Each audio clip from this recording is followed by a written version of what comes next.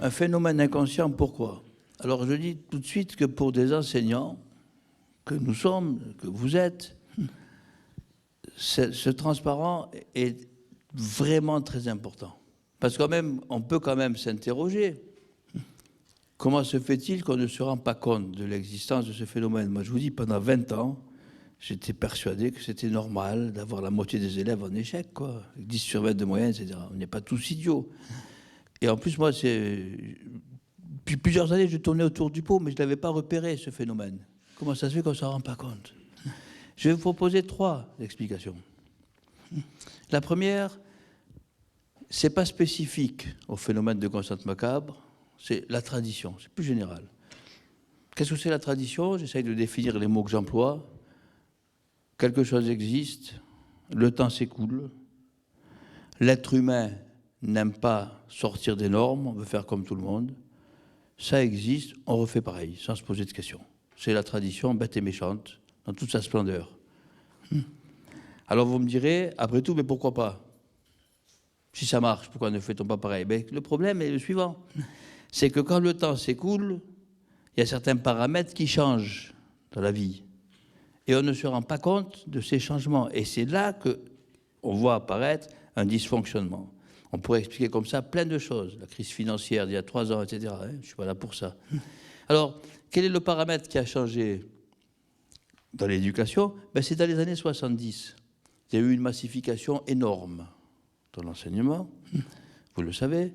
Avant cette époque-là, un élève qui arrivait au lycée, même s'il était renvoyé du lycée, première par exemple, uniquement avec le niveau d'instruction qu'il avait, il y en avait très peu qui arrivaient là, ça lui permettait de trouver un travail. Maintenant, ce n'est plus le cas. Et il y a un vrai dysfonctionnement de cet échec, etc. Alors, valise à roulettes, certains doivent se dire, qu'est-ce qui va encore nous sortir là? Vous prenez le train, l'avion, qu'est-ce que vous avez observé sous les valises? Des petites roulettes. Combien de décennies a-t-il fallu attendre avant qu'on se décide à mettre des roulettes sous une valise? Est-ce que c'est la faute à Chirac, à Mitterrand, à la gauche, au communisme, à la droite, à l'Amérique? Pas du tout. Parce que par tradition, on estimait que des roues, ça se met derrière des chevaux, sous une voiture, éventuellement même sous un chariot sur lequel on pourra mettre une valise, mais pas sous la valise. Et maintenant, si vous surprenez dans un hall de gare quelqu'un en train de se crever le dos avec une valise sans roulette, c'est lui que vous allez montrer du doigt. Les 2 points qui suivent sont beaucoup plus spécifiques, sont clairement spécifiques au phénomène de constante macabre. Et ils sont essentiels. Il y a même pas mal de journalistes qui me disent « je ne comprenais pas ». Et quand je leur présente cette confusion entre phase d'évaluation et phase d'apprentissage, ils me disent « ah, j'ai compris ». Alors vous allez voir de quoi il s'agit. Je vais commencer d'abord par une situation assez savoureuse. Je discutais avec mon collègue et ami Guy Brousseau. Il a eu l'analogue du prix Nobel sur l'enseignement des maths il y a 5 ans. À Bordeaux, un grand chercheur pour qui j'ai énormément de respect, un vrai des vrais, pas de fumeux. Il a passé des années de sa vie à observer des élèves du primaire avec sa femme Nadine. Chaque fois, ça me fait plaisir de parler d'eux dans mes conférences. Et un jour, on discutait de ce problème. Et il me dit, tu sais, méfie-toi quand même, quand tu rentres dans une classe, quand même, il y a une classe, il y a des élèves qui comprennent au quart de tour, des élèves qui ne comprennent pas, il y a de tout, c'est tout ça qui fait que les bons tirent les mauvais, etc. Est-ce qu'il avait raison de dire ça? Ben oui, sinon, il n'aurait pas eu le prix Nobel. Mais il y a un « mais » avec des majuscules qui vont jusqu'au plafond, et on s'en est rendu compte immédiatement dans la discussion.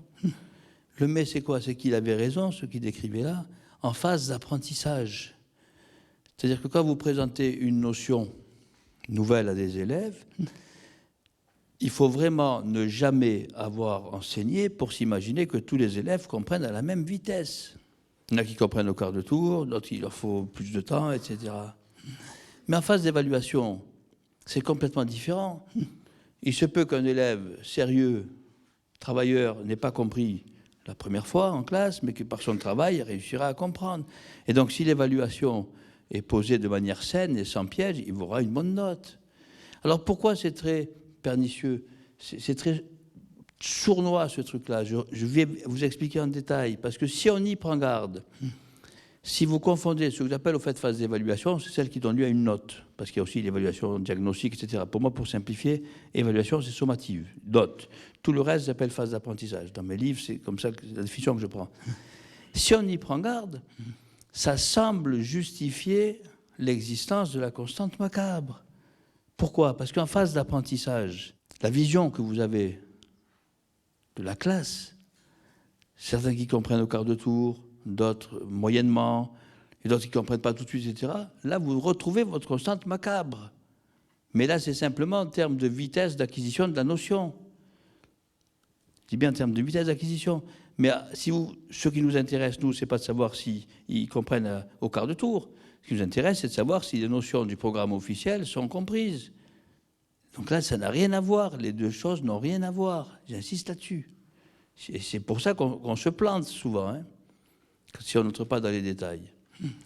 Lien avec la courbe de Gauss. Alors, une courbe de Gauss, vous savez ce que c'est. Imaginons qu'on mesure les tailles d'un grand nombre de personnes, par exemple des hommes, taille moyenne 1m75. On imagine aisément qu'autour de 1m75, il y en a beaucoup, 76, 77, 74, 73. Et quand on s'éloigne d'un côté ou de l'autre, il y en a très peu qui mesurent 2 mètres, très peu qui mesurent 1m50.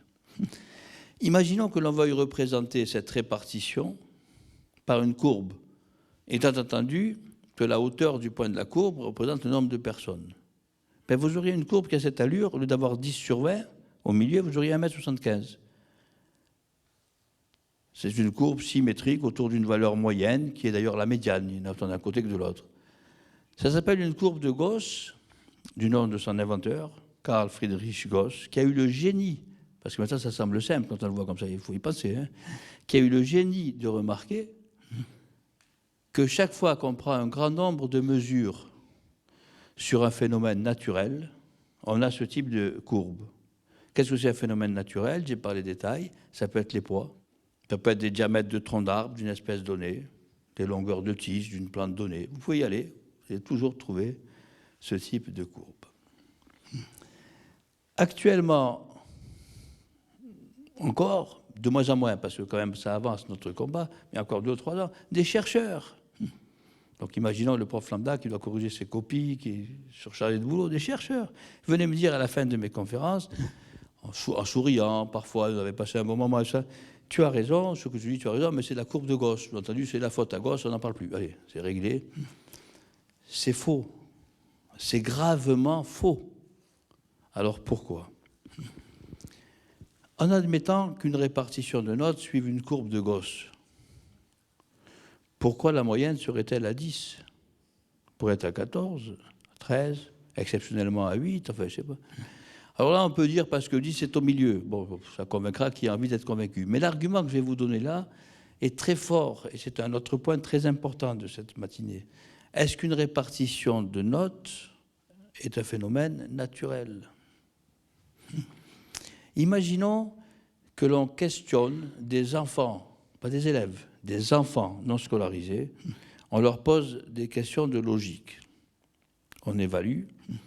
Est-ce qu'on aura une courbe de Gauss? Ben oui, même qu'il y a des grands, des petits, des gros, des mecs, je ne vois pas pourquoi tous les enfants auraient la même aptitude naturellement à la logique. Mais est-ce qu'une répartition de notes est un phénomène naturel? Absolument pas. C'est même un exemple que je donne dans mes cours de phénomène non naturel. Plus précisément, il y a des programmes. Et là, ça a progressé, les programmes français. Il y a une colonne, capacité exigible, enfin, ça veut dire que c'est une contrainte. Et le professeur est supposé faire comprendre ces notions. Donc c'est une contrainte, on quitte la nature. Un autre point important qui montre que c'est pas... Quelle est la mission de l'enseignant? C'est la mission officielle. C'est peut-être pas écrit assez gros dans les textes officiels en France. Mais en plus, c'est ainsi que les enseignants conçoivent leur métier. Je vais vous faire part d'une enquête que j'ai réalisée. La mission de l'enseignant est de former, pas de sélectionner. Question posée à des enseignants. À votre avis, quelle est la mission de l'enseignant? Former, sélectionner, former, sélectionner. Aucun ne répond sélectionner. 5% formés, sélectionnés, 95% formés. Donc la mission de l'enseignant est de former. Donc dans ces conditions, ce n'est pas du tout un phénomène naturel. Ce qui serait, j'enlève le conditionnel, ce qui est un phénomène naturel, c'est la vitesse d'acquisition d'une notion. Ça, c'est naturel. J'en ai un peu parlé tout à l'heure déjà. Ça, c'est naturel. Alors, tout à l'heure, je vous disais que dans le domaine de l'évaluation, notre système éducatif se porte mal, très mal. Les exemples ne manquent pas. Voilà un qui est assez savoureux. J'ai eu beaucoup de discussions, des enquêtes par écrit que j'ai effectuées. Beaucoup de jeunes professeurs, aussi bien du public que du privé, me disent, vous savez, quand on était dans notre centre de formation, notre formateur nous avait donné quelques conseils pratiques pour notre classe.